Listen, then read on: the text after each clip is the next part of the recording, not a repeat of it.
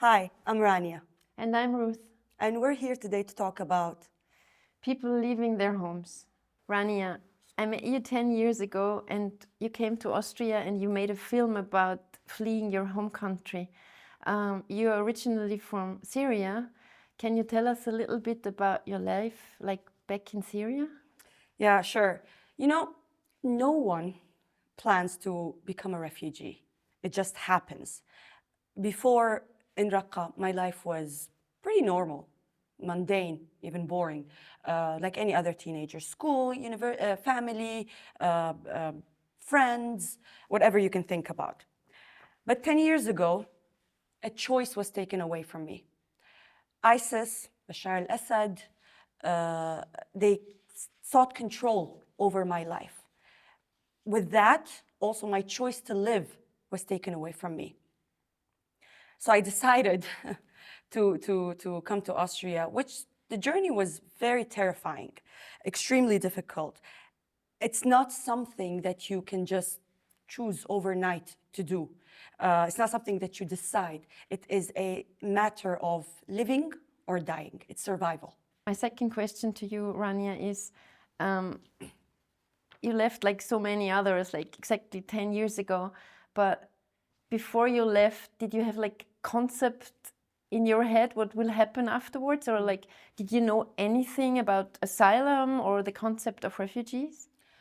Honestly, I had no idea, and I don't think anyone ever has an idea of what refugee means or what is the definition of that word, what the process is, what do you have to go through when you're not, when you think that you don't have to become that.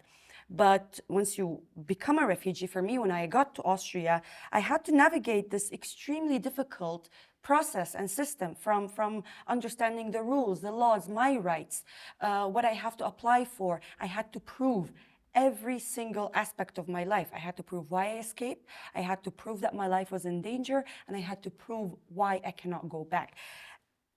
There are so many steps and paperworks that are, to a certain point, become too inhumane, almost, because it's extremely intimidating, it's stressful, especially when you are already dealing with the fact that you have just escaped for your life. You just became safe.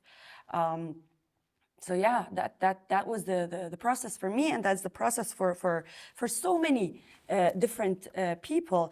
But to so many let's say non-refugees, I think the definition, the legal definition of the term is very important. What can you say about that? Do you have an idea of what the legal definition is? Yes, as I'm working for the UN Refugee Agency, I feel like the legal framework is also important to us. But you've explained already like how it feels to be a refugee, and legally you've also touched upon very important aspects, as you said, like the asylum procedure is quite strict, and in this asylum procedure everything is getting checked. But what defines you? What defines being a refugee means like you're outside of your country, you are persecuted or you are in fear of persecution. And there are several reasons or several grounds why people can become refugees under the 1951 Refugee Convention. That can be because you have the wrong political opinion. I guess in your case, this has been the case, that you couldn't stay anymore because you didn't agree with the current rules and then you were in danger. Or you can be like from a religion which is not tolerated, that can put you in extreme danger. Then we have the term like being from a certain social group. This could mean like if women in a certain country don't have the rights accepted at all, and they have to go out because, I don't know, they don't want to be covered like totally. So there are several grounds, and then in the asylum procedure it's checked if you fulfill these, and once it is checked you get your refugee protection. Mm. And you've mentioned something that's very important, that the fact of being a woman, it is really challenging to be a woman and a refugee, and to be on that dangerous route on the run. And often, obviously, there's this stereotype, misconception, cliche that most or all refugees are men. That's not true, obviously, right? What do the numbers say? What can you tell about that? I mean, we can see that it's not true because otherwise you wouldn't be sitting here. And I know for you it's been very harsh to be on your own without your family. You told me about that. But what do the numbers say? I brought them with me. That's why I have the paper here. Basically, looking at the statistics, the number of male and female refugees is almost the same. So, for example, in 2023, that's the latest full numbers that we have. 49% of refugees were women and 51% were men. But having said that, of course, like in every situation, it is different. I mean, there is countries like Afghanistan where women almost cannot get out. So it's very hard for them to go. So very often a male member of the family goes and tries to bring the family once the person is safe and try to get them out of the country. But on the contrary, now we have situations like in Ukraine where only women are allowed to leave. So there we have a lot of women and children because the men have to stay behind. But theoretically, the numbers are the same, but I think one more number, because I think it's always striking. If you look at the numbers, like 40% of refugees are children. And that means like their childhood is completely disrupted. And you came like you were barely an adult. And I can imagine that also for you, it must have been like horrifying to leave your family behind. Mm-hmm. Yeah, no, definitely. So Rania, we talked a little bit about your life back in Syria, but how was it for you when you came to Austria and when you arrived in Austria? I mean, I've touched upon it before, and I think this is something that a lot of people would share with being in a new country, in a completely new country, new language, new culture. Everything can be so overwhelming, and you're feeling like the odd man out. You're trying to deal with this completely new setup that you're not used to, figuring out from technicalities, health insurance, language, finding an apartment, looking for a job, to understanding people, to understanding their culture, to finding new friends. It's a lot to handle. It's extremely overwhelming because you're just restarting your life, but you're not restarting your life in a place that you're familiar with. The situation becomes extremely multi-layered, and that's all of that you have to navigate. But the silver lining is that once you're able to navigate the system, once you're understanding the people, once you understand the culture, you get your friends, every small step feels like a big victory to you. Big challenge, but a big victory at the same time. So it's this sense of being overwhelmed feels like it gets paid off eventually, which is good. Yeah. Yeah, definitely. That's what I would say. How the situation was at the beginning. But what helped you? What helped you to find all these steps, or to go through all these steps, and to find back your confidence in yourself? Honestly, it was the people, and this is my direct and the most honest answer that it could be, because it was the people. It was the friends that I found here. The friends that just made a huge difference in my life. From the first person I met to the people that I'm still meeting, finding those little pieces of familiarities between me and them was heartwarming. This is the term that I would say, because it gave me a sense of connection. We had a base to talk about. I no longer felt like the odd man out. I felt like I'm similar to them. We're just friends, and that's what matters. And over time, these small acts and these small moments and these small similarities that I was finding between me and my friends made Austria feel like a home. So I'm no longer the stranger. This is how I feel, or I like to feel at least, yeah. I have a question that comes up in my mind a lot.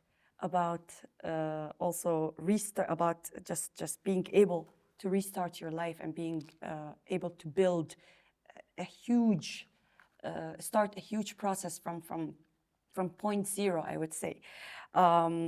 This is obviously a big challenge. A lot of people overcome it.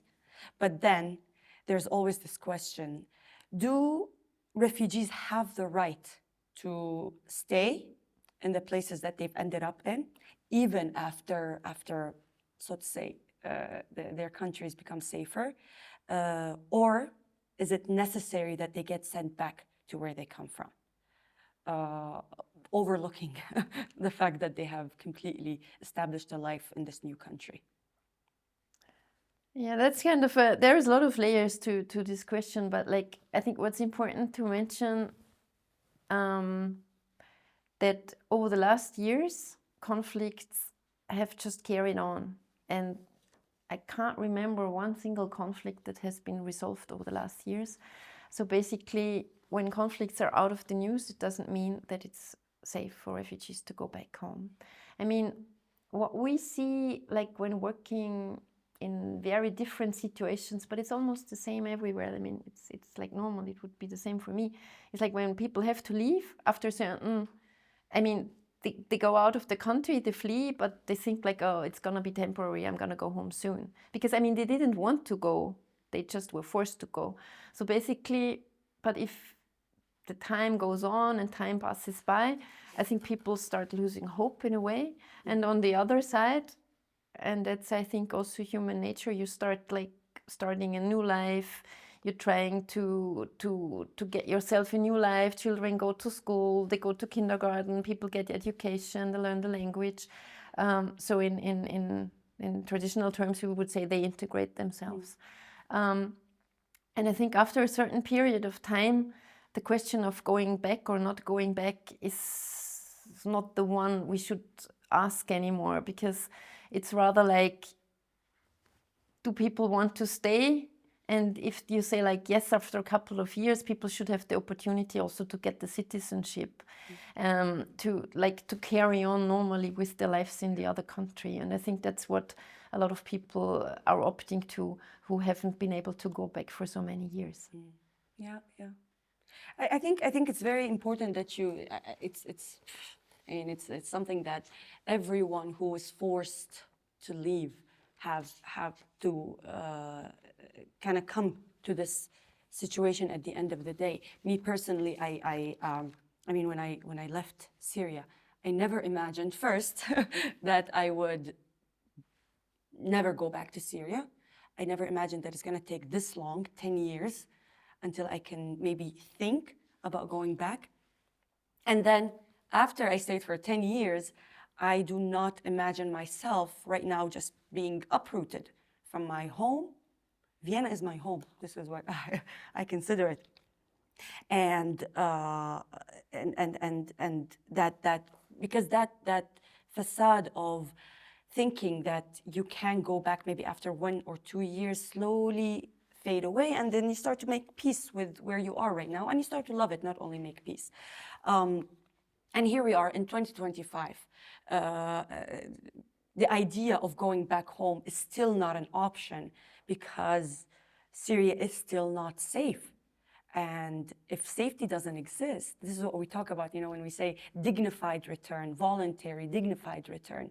And there should be, usually these standards are met if the standards on the ground are also set out in the correct way.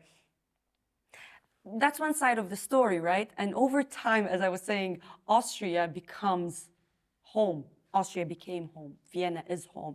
Every time I'm landing, and then the airplane lands, there's this sense of relief of like, home. Can you carry 2 homes in your heart? I think so, yes. I think that is, and it could be sometimes very, I wouldn't say confusing, conflicting, because a lot of people think that you belong to one home. Well, you can belong to several homes at the same time. I carry Vienna in my heart as much as I carry Raqqa in my heart. I carry Austria in my heart as much as I carry Syria in my heart. And no one can tell me otherwise. And I think it wouldn't be fair if anyone tries to tell me otherwise. And this is not only about being a refugee, being displaced, being whatever. This is a very human thing. I think we all, as humans, carry certain places in our hearts forever, just because of the people that we found there, just because of the care and the love and the attention and the understanding that you found there. So I would say that this is a very shared human sentiment that I like to focus on. Yeah, Personally. absolutely. Yeah. Absolutely. And you know, for so many of us, the word home isn't necessarily a place. It is people. It's the love that you find. And I remember our first contact when it was actually during a very difficult time in my life when I called you, and I was wondering if there's a way to relocate my family and reunite with them. How do reunification rules work? What does the UNHCR say about it? Yeah, I still remember like this phone call from yourself as well. And when I asked you how old you were, and you told me like that you were like, I don't know, 19 or 20 years old, I was like, oh no God, she will not qualify for family reunification. And there I'm already like at the explanation level. In Austria, family reunification is quite strict because only family members of very close family can reunite or have the right to reunite. That means like married couples, like father, mother, and their minor children in all directions. But for example, when somebody like you is like 19 or 20 years old, you're considered an adult and you cannot reunite with your parents. Sometimes that's quite hard because, I mean, you were a very independent young woman, but imagine you were handicapped or you had certain, I don't know, mental problems or anything. It would also not have been possible, most probably, to reunite. So in our opinion, that's quite strict rules. But talking about family reunification, we had that a lot in the news over the last years. And I think people got the perception maybe that everybody's allowed to come. Mm. But I think I would like to explain that a little bit, because over the last years, a lot of people who came like already previously, at some point were eligible for this family reunification. Yes, of course, that was a challenge because it was a lot of people coming in, a lot of children coming in. But still, I think it's very important that families can reunite. For example, like when you're 5, 6, 7 years old, you should be with your parents, and families should stay together. So most basically, I think that's the message that we would like to give to the people, that families really should stay together. So we're changing the topic a little bit, and we're looking at my script. And we want to talk a little bit about stereotypes. And it's a harsh question, Rania. There is often the misconception that refugees are a drain on host country's society. And I know you were confronted with these questions as well. And I would like to ask you, like, how do you respond to these kind of assumptions? You know, these misconceptions exist, and I think it's mainly because of political reasons, and people are afraid, so they like to believe these misconceptions. They like to believe that there is someone who is causing the problems. I personally, as you've mentioned, I've personally been confronted with this several times. I remember at least the first few years in Austria, every time I meet someone, and it's like a very relaxed setting through friends or whatever, and when I say I'm Syrian, their immediate answer or follow-up question is that, oh, do you work? And I kept it, and I will continue doing that. And my response was always, no, I'm taking your money, obviously. I mean, what do you think? So it was it was extremely funny for me because I was thinking, why is this your first reaction? Why wouldn't you ask me something else? Why wouldn't you ask me about, I don't know, maybe you can rephrase your question that could still get you an answer that is not sarcastic. But, obviously neither my answer to them or what I'm saying right now will help people understand the true situation. So I think it's important to explain, to clarify, are refugees actually a drain on the resources, the economies, the countries that they're in? Are there facts to back it? And what do the facts say? What do the numbers say? Well, basically, I think it's a bit more complicated and it's not always black and white, but I think the most important thing is to look at the aspects that refugees are bringing talents and perspectives with them. But of course, as you explained it to us, like arriving in a new country is a challenge. So I think like host countries would do, or some of them even do very well in supporting refugees at the start, like at the beginning, to help them learning the language, help them understand how the society works, show them like the education pathways that are possible. I think the more we invest at the beginning when people arrive, the more refugees themselves will get out of that process. And of course, the more the host society will also get out of that. I think for me, maybe that's the most basic thing when I get asked these questions. And I'm a bit more diplomatic than you, maybe. Yeah, and I think like also what you said, like you're answering a simple, not very nice question in a funny way. I think it also makes something with people when they're confronted with a lot of stereotypes. So I guess that's something we should also keep in mind, that it's not easy to arrive in a new country. And but luckily I see also there is a lot of helping hands. So yeah, not always black and white, I guess. Definitely, yeah. So we look into our script that we don't get carried away too much. And we want to talk about the new life in Austria. Yes. You've touched upon that a little bit. So you've been here for 10 years now, and you've accomplished quite the thing. So yeah, I know you don't want to talk too much about it, but I want to talk about it. Tell us a little bit about yourself, about your current life. Oh God, I don't know honestly where to start. I think you've pointed out something very important. When you're uprooted, basically, that's how I always like to think about it. When you are uprooted and you're thrown into a completely new life, you have to restart it from zero. What you accomplish, really like your biggest accomplishments, are simply just making it work, just continuing, going on with your day every day, despite the challenges, despite what people are telling you, despite the obstacles that are sometimes feel that they are intentionally put in front of you.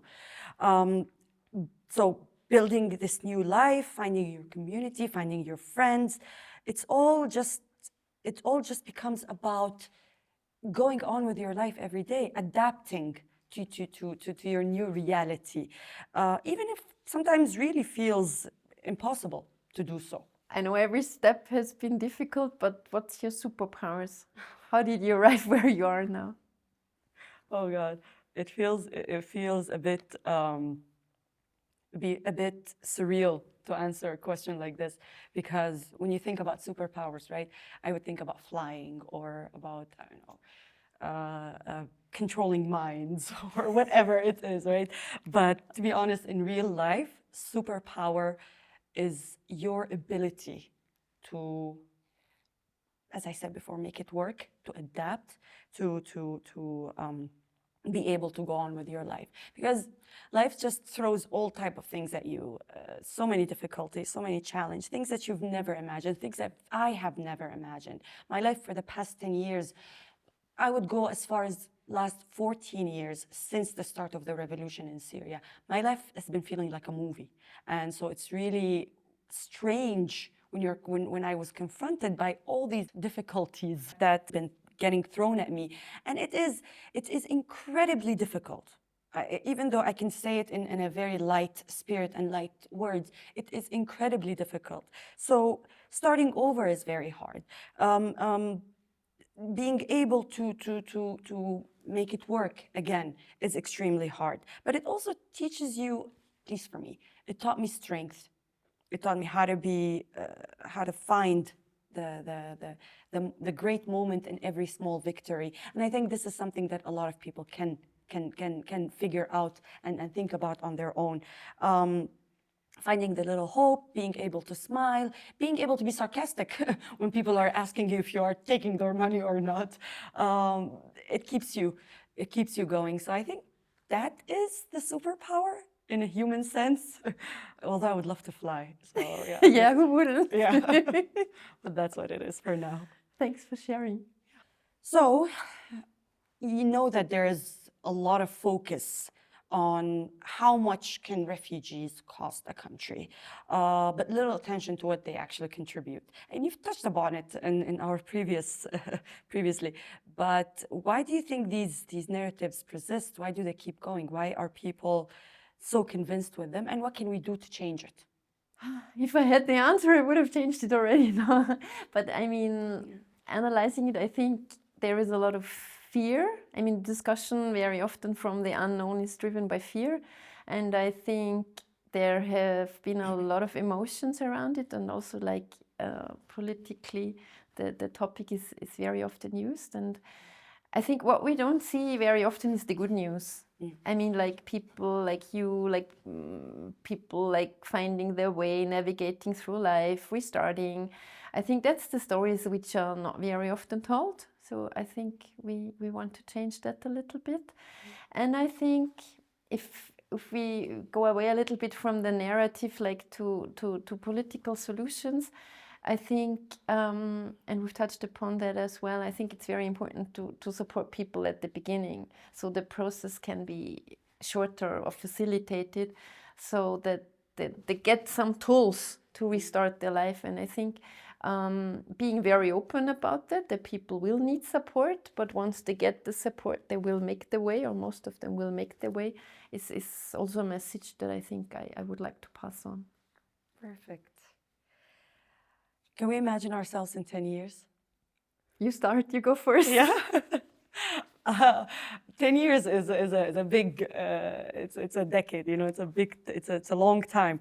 But in 10 years, after everything that we have talked about and after everything that's happening right now in the world, I think, me personally, I would love to imagine justice. I would love to imagine that people either aren't forced to go through horrifying things on a daily basis, and when they do, they have the right support and they are treated with dignity and with respect.